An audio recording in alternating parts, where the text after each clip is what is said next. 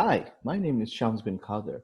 Um, in April this year, I submitted my PhD thesis to the Gender and Cultural Studies Department at the University of Sydney, Australia. I'm very happy to be presenting my paper, Online Niche Branding in the Central Sydney Independent Music Scene, here today at this conference titled Designing the Self, organized by Humanities, the Humanities Graduate Students Association of York University. I'm actually recording this presentation in Sydney, Australia, but by the time of the conference, when I joined you live for Q&A, I should have actually already migrated to Halifax, Nova Scotia, Canada. So without further ado, let me begin. This paper explores how independent musicians in Central Sydney, Australia, organize the culture of production of their self and personality on online social media as a part of larger strategies to promote their music and brand. It is based on my PhD research, a part of which focuses on how digital technologies provide different opportunities for Central Sydney independent musicians to practice independence and the overall implications of such practices for contemporary independent music. This study is informed by data collected in between 2017 to 2019 from semi-structured interviews with 15 individuals of the ages of 18 and above who are involved with the scene, supplemented with participant observation at live gigs, textual research encompassing relevant lyrics, music, photos, information from websites, online social media, newspaper articles, magazines, posters, flyers, and radio and television programs. So what is the Central Sydney independent music scene? Well, emerging from the specificity of Australian music cultures, alt rock, punk, and post-punk, the Central Sydney independent music scene is a socio-cultural formation of like-minded, largely middle-class musicians and enthusiasts involved with independent music. This scene and the practices of its members regarding how their livelihoods are sustained, how the government intervention strategies associated with mediating Sydney's culture are negotiated with, and how digital music and online communication technologies are implemented signify one version of the meaning of independence in a particular place and time.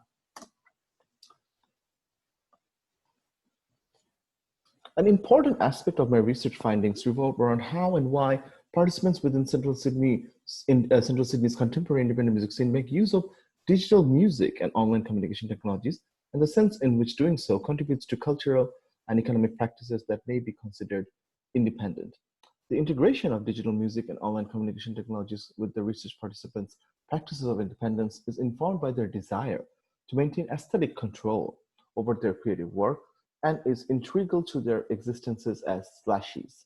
Coined by one of the research participants, slashies refers to being multitaskers, that is, taking on multiple roles and self-managing one's own music career through numerous do-it-yourself DIY activities like being a musician slash being their own manager, booking agent for a venue, gig organizer, etc.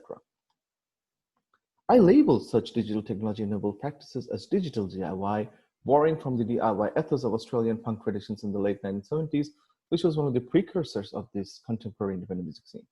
The findings from fieldwork show that digital DIY practices provide opportunities for Central Sydney independent musicians to take on the roles of traditional music industry intermediaries and circumvent reliance on established institutions and infrastructures to expand beyond their local networks. Additionally, my findings reveal that these digital DIY practices are not solely about selling gig tickets, records, and merchandise, and are also about voluntary and collaborative strands connoting mutually supportive network community aspects that in part represent the spirit of the Central Sydney independent musicians' version of independent music. Promotional work conducted through digital DIY practices allows scene members to have more control over how they're promoted. This is about self-representations and the freedom to not to have to conform to corporate marketing formulas.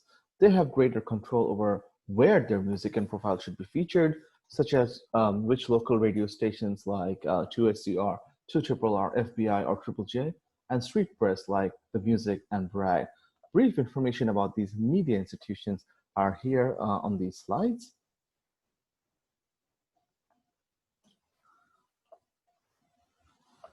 Excuse me. Digital DIY practices allow members of this local independent music scene to add a personal touch and portray their personalities.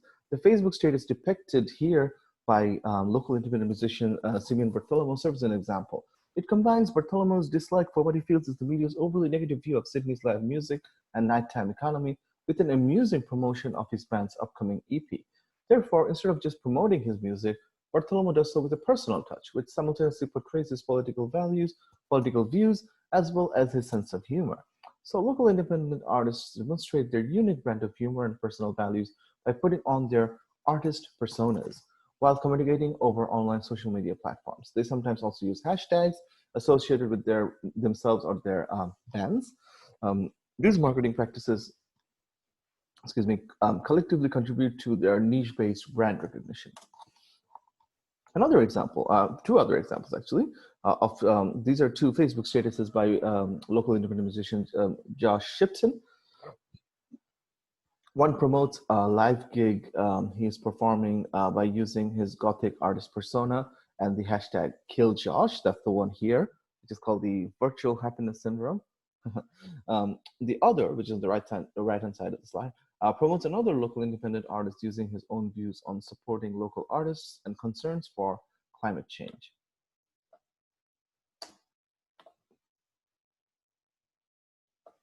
John Froh adds that brands unpack a product's functional pleasure and symbolic values as a reflection of the buyer's self-image. This brand image is not mass, but rather a niche one for the members of the Central Sydney independent music scene.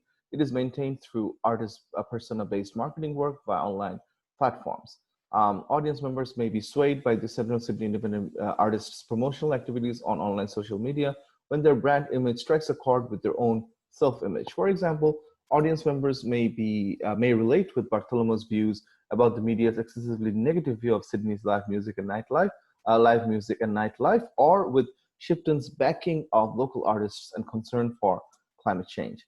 This kind of niche brand image goes beyond the scene members' promotional activities in the form of online social media posts, but feeds into their broader marketing strategies for their music. Reading of the research participants' ethos and activities suggests that they're trying to cater to targeted groups of audience members with alternative music-based tastes. They achieve this by contributing to a brand which has a niche rather than mass appeal, which is consistently maintained through their activities and products. Finally, online social media provides Central Sydney independent musicians with more control over how their music is promoted, which contributes towards the establishment of their niche brand image that is not geared towards mass appeal, but tailor-made for their target audience. The Central Sydney independent musicians' niche brand is maintained through their artist persona-based marketing work by online social media networks.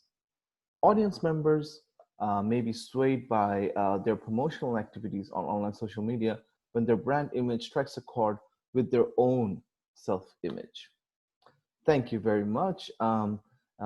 Here is a photo from my fieldwork when I visited the offices of the local FM radio station titled 2RRR when I took some interviews in their office. This is a picture from 2017. Thank you very much. Questions, please.